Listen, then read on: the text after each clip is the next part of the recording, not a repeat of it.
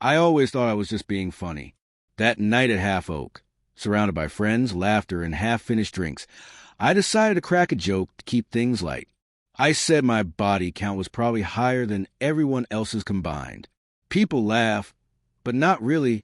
It was that uneasy kind of laugh people use when they're unsure if they should. Callum didn't laugh at all.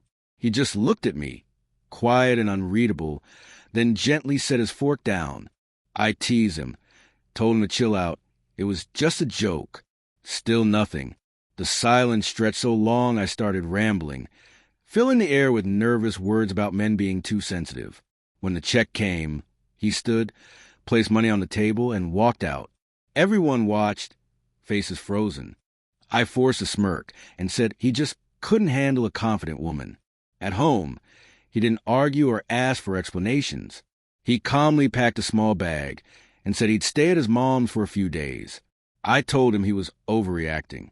He looked right at me and said, "You think it's funny because you're never the one being laughed at." Then he left. The next morning, his mug was gone. His wedding ring sat on the counter. I laughed when I saw it, until I noticed my hands were shaking. The house felt hollow, too quiet, too clean. I told myself he'd cool off and come home. At work, I told the story like it was something out of a sitcom. A few people laughed politely, but one woman said her husband would have left too. I brushed it off, claiming men these days couldn't handle honesty. But deep down, something twisted inside me. That night, when I called him, his mother texted back instead, asking me not to reach out until he was ready. That one stung. I vented my mom, who said not to apologize for having a sense of humor. She said he'd come back once he realized how ridiculous he was being. A few days later, I stopped by the house to grab some papers. His office door was slightly open, and on the desk was a neat stack of printed emails from a law firm called Grant & Foster, LLP. My stomach dropped. I took a picture but told myself I was imagining things. That night, I messaged him saying we needed to talk. Hours later, he replied, "There's nothing left to discuss."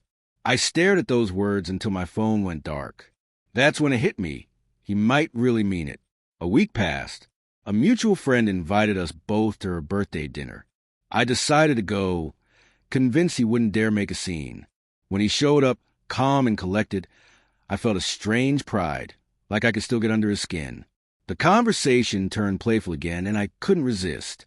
I joked about having more experience than anyone there. This time, no one laughed. The room went still. Callum looked at me and said quietly, "That explains a lot." My smile faltered. I accused him of trying to embarrass me, and he said, "You do that well enough on your own."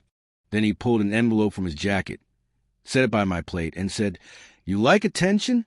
Here's something worth talking about." He walked out without another word. My fingers trembled as I opened the envelope. Inside were divorce papers, dated 2 weeks before that first dinner. He'd already made up his mind before I ever told the joke. Everyone at the table pretended not to notice as I forced a smile and muttered that he'd calm down eventually. But driving home that night, I realized he wasn't coming back. Later, when I tried to laugh, the sound came out wrong. Strained, hollow, not mine. I couldn't stop replaying everything in my head. The papers. The silence. He'd already had them printed, waiting. Like he just needed a reason. I kept telling myself he wouldn't actually go through with it. That if he saw me trying, he'd forgive me. I sent him long messages about love, misunderstanding, how jokes don't always mean what they sound like. He never replied. One afternoon, I went back to the house to collect a few things. His study door was locked, but I knew where the spare key was. Inside, everything was meticulously tidy. Folders perfectly lined up, each one labeled in his familiar handwriting. Finances, messages, custody. I opened one and froze. Screenshots of my posts, texts, old comment from friends about how wild I used to be. Another folder held receipts, transfers, notes marked in red, misuse of shared funds. Each page felt like an accusation whispered in silence. I sat in his chair and whispered that he'd gone too far. But the more I looked, the clearer it became. This hadn't been sudden. He'd been documenting everything for months, maybe longer. While I thought we were just fighting, he'd been building his exit, piece by piece. When he came home later, I confronted him. He didn't yell. He just told me to lock up when I was done. I asked if he was really doing this. He said, "You already did." Then he went upstairs, calm as ever. 2 weeks later, we sat across from each other at mediation. I wore a simple navy dress, hoping it made me look steady. Callum was already there with his lawyer, rested, peaceful. I smiled, hoping for a flicker of recognition, but he didn't even look at me. The mediator asked who wanted to begin. I spoke first, saying it had all been blown out of proportion, that it was just a joke gone wrong, and Callum had turned it into punishment. His lawyer opened a folder and slid papers across the table. Screenshots, statements, messages between me and Blake from years ago. My stomach twisted. I said it didn't mean anything. The lawyer said it showed a pattern of public disrespect.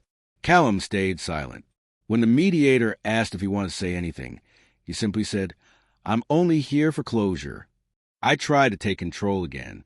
I said men like him couldn't handle confident women, that I'd never cheated. The mediator looked up and said gently, "No one said you did." Somehow that hurt worse than anything. When the summary was read, it was final. Property and custody to Callum. Immediate separation. My throat tightened. I looked at him, hoping for mercy, but he only nodded, thanked the mediator, then turned to me. "You wanted everyone to laugh," he said softly. "Now they have their ending." And then he walked out. When I got home, the house felt hollow again. His things were gone, drawers empty, closets half open, his scent fading from the air. On the kitchen table sat an envelope with my name on it. Inside were the finalized papers, neatly stamped. No note, no emotion. Just black ink and the end of us. I called my mother. She said she was sorry, but maybe this time I'd gone too far. I said it was just honesty, that humor shouldn't ruin a marriage. She said it wasn't humor. It was cruelty pretending to be. I hung up before she could say more. For a long time, I walked through the house, touching what was left behind. A chipped mug, a single sock, our son's old drawing still pinned to the fridge. The silence hurt worse than any fight we'd ever had. "It was just a joke," I whispered, as if saying it again could make it true. But the room stayed still. That night, I sat in his chair, staring at the empty space where his computer used to be. I thought about how calm he'd been, how certain. He didn't have to destroy me. He just waited, patient and quiet, while I did myself one careless word at a time. I laughed once, but it came out weak. I told myself he'd regret it someday, that he'd miss me. But deep down, I already knew the truth. He'd stopped hearing my voice long, before he ever walked out that door.